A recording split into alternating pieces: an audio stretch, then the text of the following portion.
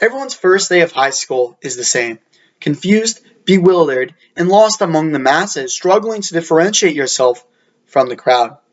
With that being said, there are some experiences in high school that can actually help reveal your unique personalities and characteristics.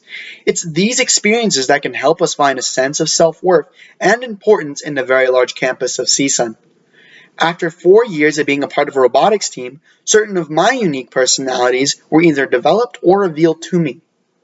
Being a part of a high school robotics team has been an experience that has helped me make me more empathetic, cooperative, and creative.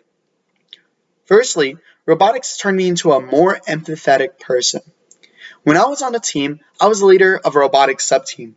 This leadership position required me to be more understanding of others. For example, I had to take into account other people's high school work, their jobs, stresses, and much more. Furthermore, I also worked as a volunteer in many of the community service projects hosted by my team. This service necessitated the understanding of our local communities, including their different living situations, different school financial needs, etc. Secondly, robotics has turned me into a more cooperative individual.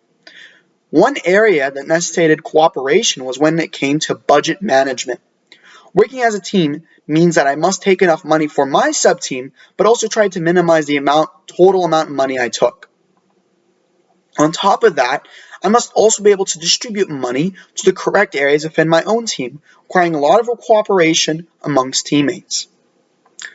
Working as a team when it came to assembling robots also required a lot of cooperation.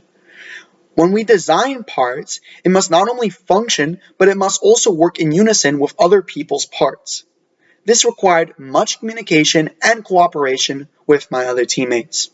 Lastly, robotics allowed me to express my creativity.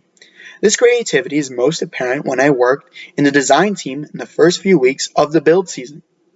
In these first weeks, we must create a new, unique strategy for this year's competition.